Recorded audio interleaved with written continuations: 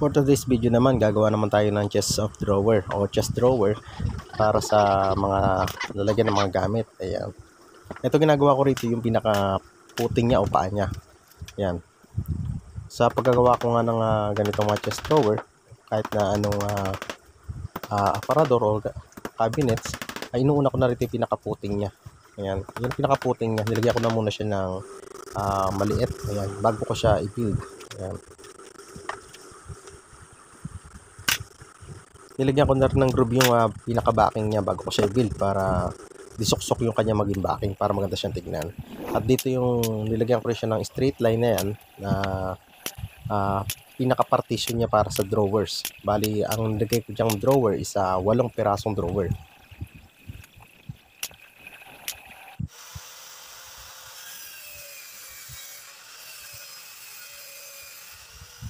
Dito gagawin ko na yung pinaka-drawer niya. Yan, ikinat ko na yun dito yung mga piece ng kanyang drawer bago ko siya i-build para dire-diretso tayo sa building.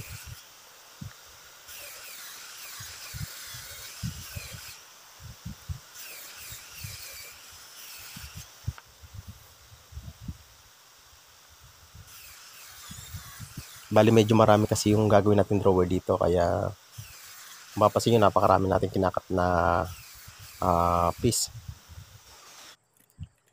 Ayun, kung napapansin nyo napakarami nating drawer ay piece.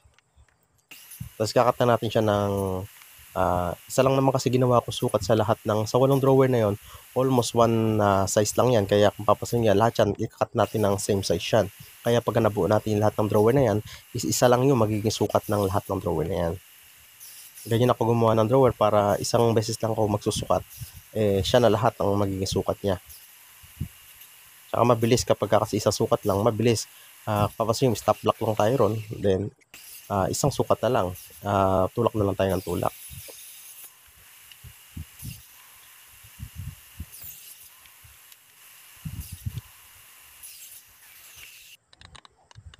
Ito na yung ating mga piece. Napakadami niya. Lalagyan ko din muna ng groove yan bago ko siya i-build. Ayan, dami niya. Ito, nilalagyan ko na nga siya ng groove para dun sa ating pangsalo o sa pinaka ilalim niya na pangsalo or yung kanyang backing. Diyan natin susuot mamaya yung kanyang backing.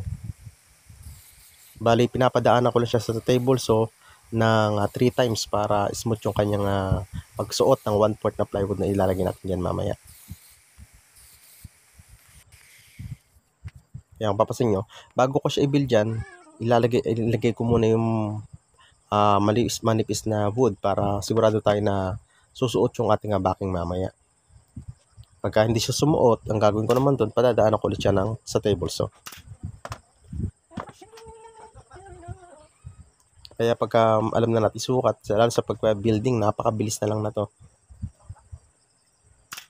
Lalo kung meron tayong ginagamit na nailer, tulad ng ginagamit ko na yan, is napakabilis ang natin gawin yan. Ako ginagawa ko lang kasing panghawak yung pinaka-nailer niya. Pag na-nailer na natin siya, ipapako ko din yan o i-screw din natin yan pagka yari natin siya i-nailer para hindi na siya gagalaw.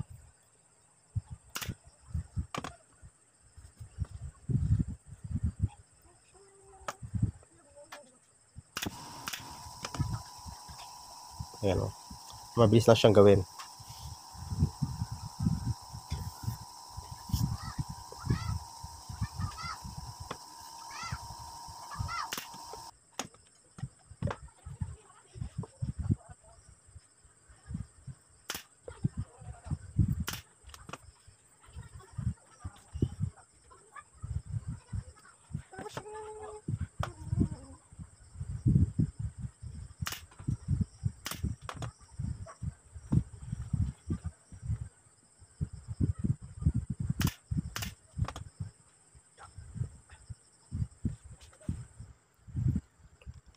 At dito gumagamit din ako dito ng pangliha. Binabala natin sa grinder para mas maging smooth yung kanya mga edging.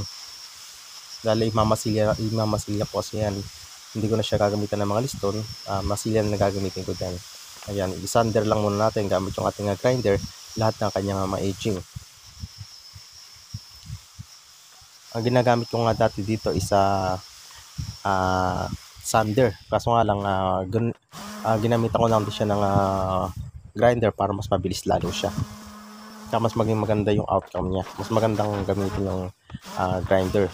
Lalagyan natin ng liha. Sander kasi medyo matagal siya. Yan. At saka dito nga pala sa pinakailalim niya, gagawa tayo dito ng grab handle o ng handle dito gamit yung ating router. Ayan, kinuha ko lang pinaka-center niya. Tapos yung papansin yung router natin, lagyan natin siya ng guide. Ayan.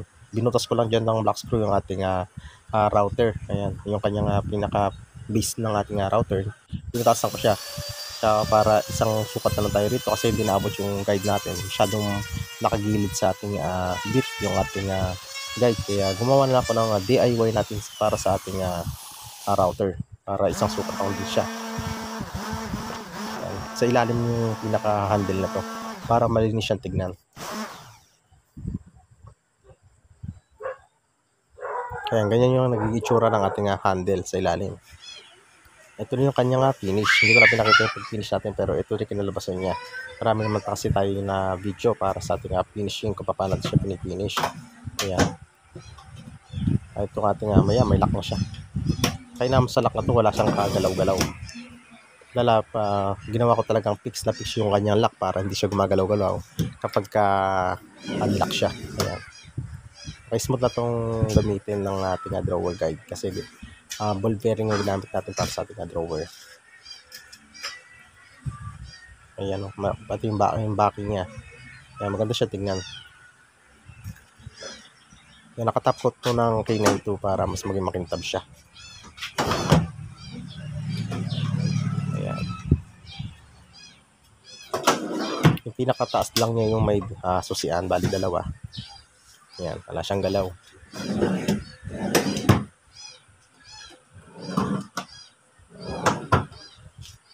Ayan, ganun lang guys, and thanks for watching.